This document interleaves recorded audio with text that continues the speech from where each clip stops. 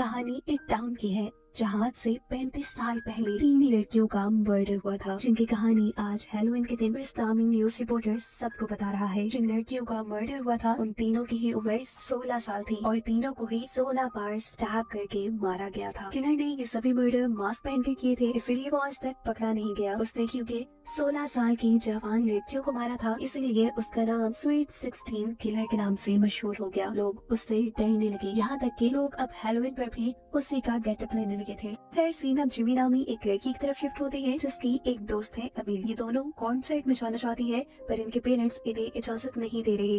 हालांकि वो ये बात जानते भी है कि जिमी को सेल्फ डिफेंस आता है, वो कराटे चैंपियन है, पर उसके पेरेंट्स के डरने की वजह उनके दिल में बैठा हुआ पुराना खौफ है। पता चलता है कि जिन लड़कियों के मर्डर की कहानी हमने सुनी है वो अमेलिया और जिमी के पेरेंट्स की क्लास फेलोज थी। और इस वक्त जिमी के डैड ये फैसला करते हुए इस लड़ाई को खत्म करते हैं कि वो खुद जिमी और अमेलिया को कॉन्सर्ट में लेकर जाएंगे। नीचे घर पर अब जिमी की मॉम अकेली थी, जहाँ पहले उनसे कुछ बच्चे हैलोवीन का गिफ्ट लेने के लिए आते हैं और फिर स्वीट 16 किलर के फेस में एक आदमी। इसे गिफ्ट या कैंडी नहीं चाहिए थी, बल्कि इसे तो जिमी की मॉम की जान चाहिए थी। वक्त रहते ही जिमी की मॉम दरवाजे को लॉक करते हुए जल्दी से पुलिस को इन्फॉर्म करती है और इतने में किलर भी दरवाजे का लॉक खोल के घर के अंदर आ जाता है। अब पैम यानी जिमी की मॉम ड्रॉ के अंदर से एक गन निकालती है किलर को मारने के लिए, लेकिन किलर यहाँ गन पकड़कर उनके ऊपर हमला करना शुरू कर देता है। जहाँ पैम अपना अच्छा सेल्फ डिफेंस कर रही थी क्योंकि वो खुद भी एक कराटे चैंपियन थी। अपने ऊपर हावी होते हुए किलर को एक जोरदार झटके से साइड पे गिराते हुए पैम जल्दी से किचन में जाकर एक नाइफ निकाल लेती है और किलर को बताती है कि तुम यहाँ से चले जाओ वरना पुलिस आने वाली है। ये सुन किलर भी थोड़ा घबरा जाता है, वो अब यहाँ से जाने के लिए पीछे मुड़ गया था। पैम को लगा कि किलर जा चुका है, लेकिन तभी अचानक किलर पीछे से पैम के ऊपर हमला करते हुए उसे कई मरतबा स्टैब करके मार देता है। किलर यहाँ से भाग जाता है और यहाँ पुलिस आ जाती है। न्यूज रिपोर्टर क्रिस सबको बताता है कि पैम को भी 16 मरतबा स्टैब करके मारा गया है, यानी स्वीट 16 किलर वापस आ चुका है। जेमी भी तब अपनी मॉम के मर्डर की वजह से काफी दुखी थी। अगले दिन स्कूल में ऑफिसर्स जब केस की इन्वेस्टिगेशन करने के लिए जिमी को बुलाते हैं, जहाँ से बताया जाता है कि पैम काफी दिनों से क्रिस नामी न्यूज रिपोर्टर के साथ राब्ते में थी। इसीलिए जेमी जाकर क्रिस से मिलती है और उससे पूछती है कि आखिर क्यों अपनी मॉम को इतने मैसेजेस करते थे। क्रिस बताता है क्योंकि तुम्हारी मॉम को कुछ दिन पहले ही किलर ने एक नोट भेजा था जिसमें लिखा था यू आर नेक्स्ट। उसी सीरियल किलर को पकड़ने के लिए हम दोनों एक साथ काम कर रहे थे। यही बातें वो जाकर अब अपनी फ्रेंड अमेलिया से डिस्कस करती है, जहाँ अमेलिया ने अपने साइंस फेयर के लिए अपनी मॉम का आइडिया यूज करते हुए एक टाइम मशीन बनाई थी। जिमी नोटिस कहती है कि उसने टाइम मशीन में उसी डेट को एंटर किया हुआ है जब आज से 35 साल पहले स्वीट 16 किलर के हाथों इनकी मॉम की फ्रेंड्स का मर्डर हुआ था। जिस बारे में अमेलिया जिमी से कहती है कि अगर हमने पास्ट में जाकर पहले होने वाले मर्डर्स को रोक दिया तो तुम्हारी मॉम भी आज जिंदा तुम्हारे साथ होंगी। पर प्रॉब्लम ये है कि ये टाइम मशीन काम ही नहीं कर रही। अब रात होने पर अमेलिया और जेमी दोनों ही इस टाइम मशीन के पास थे। वो लोग अपनी बातें कर रहे थे, अचानक स्वीट 16 किलर जेमी पे भी हमला करने के लिए आ जाता है। वो अपने आप को बचाने के लिए टाइम मशीन के अंदर छुप जाती है, जहाँ अभी भी वो किलर जेमी को स्टैब करने की कोशिश कर रहा था और गलती से उसका चाकू टाइम मशीन के अंदर स्टैब हो जाता है। ऐसा करते ही टाइम मशीन चालू हो जाती है और देखते ही देखते जेमी पहुंच जाती है उसी डेट में जब स्वीट 16 किलर ने पहला मर्डर किया था। उसकी टाइम मशीन भी अब खराब हो चुकी थी। वो सबसे पहले इस टाइम मशीन को छुपाती है और फिर अपने मॉम डैड के कॉलेज में आ जाती है। स्कूल में उसे वही तीनों लड़कियां भी मिल जाती हैं जिनका मर्डर हुआ था और यहाँ एक लड़की जिमी को बहुत सी बॉल्स मारती है। जिमी को मालूम होता है कि ये उसकी मॉम पैम ही है, जो अपने स्कूल टाइम में काफी बोल्ड थी। साथ ही उनका पूरा ग्रुप भी स्कूल में काफी फेमस था। इस सब के बाद वो अमेलिया की मॉम के पास आती है और उसे बताती है कि मैं फ्यूचर से आई हूँ। आपकी डायरी की मदद से आपकी बेटी अमेलिया ने टाइम मशीन बना ली है, जिसका इस्तेमाल करते हुए मैं आज यहाँ तक पहुँची हूँ। अमेलिया की मॉम को उसकी बातों पे यकीन करना इसलिए मुश्किल ही हुआ था क्योंकि वाकई ये वो टाइम मशीन के ऊपर अपनी रिसर्च कर रही थी और आज तक उसने अपनी रिसर्च और डायरी के बारे में किसी को नहीं बताया था। जेमी अमेलिया की मॉम को बताती है कि आज रात आपके ग्रुप की 3 लड़कियों का मर्डर हो जाएगा और साथ में काफी सालों बाद वही किलर मेरी मॉम को भी मारेगा। मैं बस ये सारी चीजें ठीक करने के लिए यहाँ आई हूँ। जेमी अमेलिया की मॉम को अब अपनी टाइम मशीन के पास लेकर आती है और बताती है कि पहले तो ये टाइम मशीन काम नहीं कर रही थी और फिर जब किलर ने मुझे मारने की कोशिश की तो गलती से उसका चाकू इस टाइम मशीन में स्टैब हो गया और फिर अचानक ये मशीन चल पड़ी। अमेलिया की मॉम बताती है कि इसमें सिर्फ एक कंडक्टर की कमी थी जो इस चाकू ने पूरी कर दी और ऐसे ही ये चल गई। और अब अमेलिया की मॉम उसकी खराब हुई टाइम मशीन को ठीक करने लग जाती है, क्योंकि इसी के जरिए तो जेमी ने अपनी टाइम में वापस आना था। जेमी के टाइम में यानी फ्यूचर में दिखाया जाता है कि जेमी के गायब होने पर उसके डैड के साथ बहुत से लोग परेशान हैं। पुलिस ऑफिसर्स भी उसे ढूंढने की कोशिश में है, जहां अमेलिया ऑफिसर्स को बताती है कि जेमी मेरी बनाई टाइम मशीन के जरिए पास्ट में जा चुकी है, सिवाय न्यूज रिपोर्टर क्रिस के। यहाँ पास्ट में दिखाया जाता है कि अमेलिया की मोम और जेमी अब उस पार्टी में आई है जहाँ पर पहला मर्डर होगा। वो यहाँ आकर पैम यानी अपनी मोम के ग्रुप को बताती है कि आप लोग संभल के रहें, आप लोग के लिए खतरा है। पर ये लोग तो उसकी कोई बात नहीं सुनते और उसका मजाक उड़ाते हुए उसे यहाँ से बाहर निकाल देते हैं। लेकिन फिर भी जेमी हार नहीं मानती और वो पार्टी में इन चारों के ऊपर ही नजर रखे हुए थी। हम देखते हैं कि पैम की एक साथी ऊपर अपने बेडरूम में थी, तभी अचानक उसे स्वीट 16 किलर मास्क में नजर आता है, जिससे वो अपना फ्रेंड समझ रही थी। वो किलर अब उसके पास आता है और बेदर्दी से 16 मरतबा उसके जिस्म में स्टैब करते हुए उसका खून कर देता है। उसकी आवाज सुनकर जल्दी से जिमी और पैम उसके कमरे में आते हैं और उसको मरा देखकर पैम की हालत बहुत ज्यादा खराब हो जाती है। जिमी उसे संभाल कर पार्टी से बाहर लेकर आती है और यहाँ पर पैम पूछती है कि तुम्हें कैसे पता था कि हम में से किसी की जान खतरे में है। तब जिमी उसे सच ना बताते हुए ये कहती है कि मुझे बस फ्यूचर के वीएन आते हैं, इसी वजह से मुझे ये बात पता थी। यहाँ फ्यूचर में हम देखते हैं कि अमेलिया के पास क्रिस आया है। वो उसे बताता है कि मुझे हमेशा से के बात याद थी कि सबसे पहले जिस लड़की का मर्डर हुआ था वो बेडरूम में नहीं बल्कि गैरेज में हुआ था, पर अब अगर पास्ट की फोटोज देखी जाए तो मर्डर बेडरूम में नजर आ रहा है। जिस पर अमेलिया उसे समझाती है कि क्योंकि जिमी फ्यूचर से पास्ट में गई है, हो सकता है कि इसीलिए पास्ट बदल गया हो। यही पास्ट की फोटोज में अमेलिया को जिमी भी नजर आती है और कुछ ही देर बाद उसे जिमी का एक मैसेज भी मिलता है जिसमें उसने लिखा था कि तुम्हारी टाइम मशीन के अंदर एक कंडक्टर की कमी थी।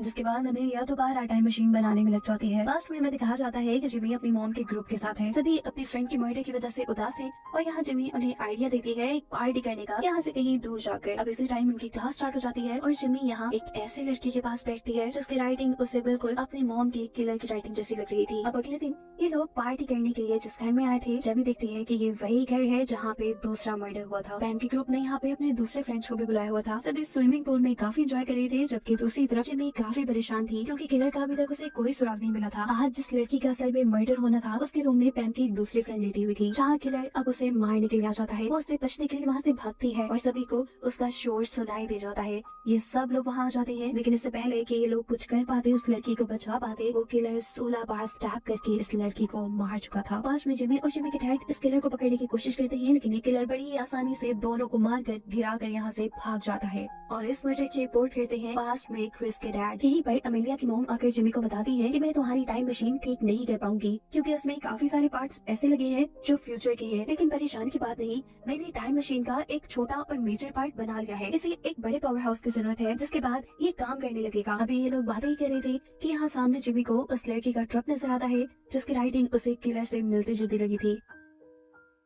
वो सब कुछ छोड़ छाड़ कर उस लड़की का ट्रक चेक करने के लिए जाती है, लेकिन यहाँ पर तो खिलौने के अलावा कुछ भी नहीं था और वो लड़का भी काफी डरा सहमा था। वो जब यही बातें कर रहे होते हैं तो यहाँ पर डॉग नाम का एक आदमी आता है जो भी पैम का एक क्लास फेलो है। वो उससे कहता है कि अगर कोई भी मुश्किल हो तो तुम मुझे बताना, मैं कराटे चैंपियन हूँ और सब कुछ बड़ी आसानी से सॉल्व कर लेता हूँ। इसके बाद दोबारा जिमी अमेरिका के मॉम के पास जाती है जो अभी भी अपनी टाइम मशीन के लिए बड़ा पावर हाउस ढूंढ रही थी। जब जिमी को वहाँ पर एक झूला नजर आता है जो एक परफेक्ट पावर हाउस का काम कर सकता था। ये लोग अब झूले के पास जाकर उसके कंट्रोलर से कहते हैं कि आपके झूले में कोई खराबी है और हम उसे ठीक करना चाहते हैं, अगर आप इजाजत दे तो। ये झूले वाला भी मान जाता है और वहाँ से खड़ा होकर बाहर निकल जाता है और अमेलिया की मॉम अब उस टाइम मशीन को इस पावर हाउस के साथ कनेक्ट करना शुरू कर देती है। दूसरी तरफ जिमी अब पैम के ग्रुप से मिलती है और उन्हें बताती है कि कल जिस लड़की का मर्डर हुआ फ्यूचर टाइम के मुताबिक उसका मर्डर आज होने वाला था, जबकि किलर ने कल दूसरी लड़की को मारना था। अब क्योंकि वो अपने सही टारगेट को नहीं मार पाया, इसीलिए आज वो इस लड़की को मारने के लिए वापस जरूर आएगा। अगर हम सब लोग मिलकर काम करें तो हम इस लड़की की जान भी बचा सकते हैं और किलर को भी पकड़ सकते हैं।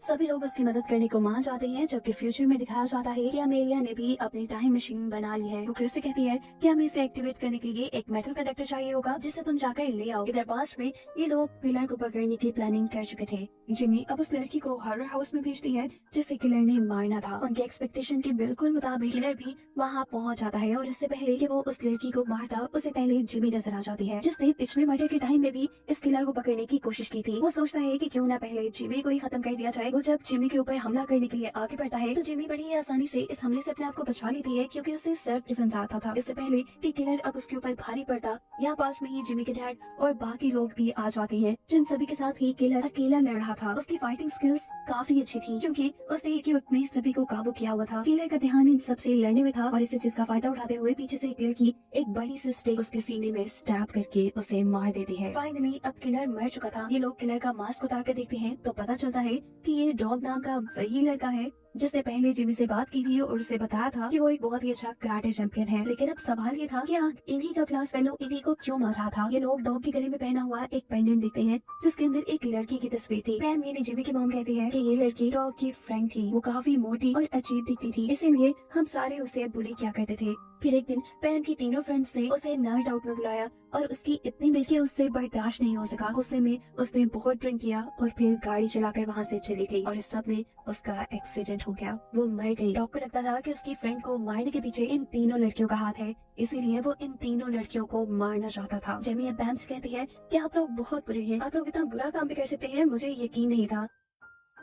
पैम कहती है नहीं, मैं उस दिन पार्टी में भी नहीं थी। लेकिन जेमी उसकी कोई भी बात सुने बगैर वहाँ से बाहर चली जाती है। उसे अफसोस हो रहा था कि पैम जैसी बुरी लड़की उसकी मॉम है। अभी ये लोग यही बातें कर रहे होते हैं कि स्वीट 16 के लड़के प्लेस में कोई और आदमी आकर पीछे से तीसरी लड़की को भी मार देता है जिसकी जान अभी जेमी ने बचाई थी। इसे देखकर ये सब लोग डर जाते हैं और जेमी बताती है कि असली किलर को हम मार चुके हैं। मुझे लगता है कि ये किलर फ्यूचर से आया है, अमेलिया की टाइम मशीन का इस्तेमाल करते हुए। यहाँ सीन कट होकर दिखाया जाता है कि फ्यूचर में अमेलिया का मर्डर हो चुका था। यहाँ पास्ट में दिखाया जाता है कि फ्यूचर से आए हुए इस किलर ने जाकर पास्ट के टाइम रिपोर्टर को यानी क्रिस के डैड को भी मार दिया था। इसी सारी अफरा तफरी के अंदर अमेलिया की मॉम टाइम मशीन को एक्टिवेट कर देती है और जेमी से कहती है कि तुम तो एटलीस्ट अपने टाइम में वापस जाओ, अगर तुम्हें यहाँ कुछ हो गया तो सब कुछ बर्बाद हो जाएगा। जेमी टाइम मशीन के अंदर आ जाती है और किलर उसे भी मारने के लिए टाइम मशीन में आ जाता है। वो यहाँ जेमी को मार ही देता, पर इतने में पैम यहाँ पे आती है और वो पीछे से किलर का गला पकड़ लेती है। किलर ने की झटके में पैम से अपनी जान छुड़वा ली थी। अब ये दोनों किलर से लड़ने की कोशिश में थी, लेकिन किलर इन दोनों से ज्यादा ताकतवर था। इस झूले के अंदर इन्होंने टाइम मशीन लगाई हुई थी। टाइम मशीन के एक्टिवेट होने की वजह से ये झूला बहुत ही तेजी से घूमने लगा था और उसकी वजह से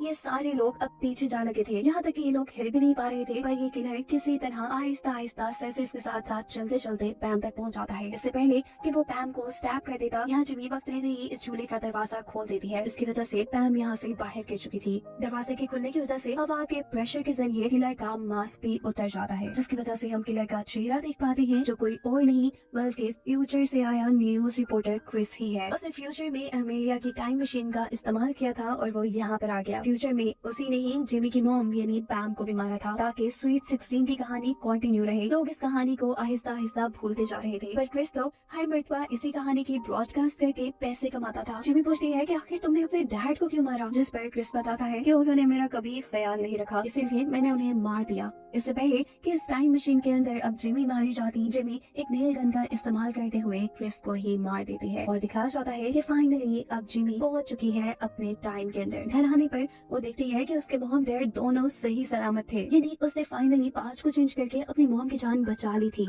यहाँ पर अब अमेलिया की मॉम जिमी से मिलती है और उसे एक साइड में ले जाकर बताती है कि मैं आज बहुत नर्वस थी, मैं जानती थी कि आज की टाइम मशीन तुम्हें इस टाइम में लेकर आएगी और मैं नर्वस इसलिए थी कि अगर उस टाइम मशीन के अंदर से किलर भी निकला तो क्या होगा, इसलिए तो मैंने अपने पास एक गन भी छुपा ली थी। वो आप जिमी को एक बुक देती है जिसके अंदर वो सारी चीजें लिखी हुई थी जो उसके पास्ट में जाने की वजह से इस टाइम में चेंज हो गई थी। या इस टाइम में यानी फ्यूचर में जिमी का एक भाई भी है जिसका नाम उसके पेरेंट्स ने जिमी रखा था और असल में जिमी का नाम अब चेंज हो चुका था। और यही सब बताते हुए ये कहानी यहाँ पे खत्म हो जाती है।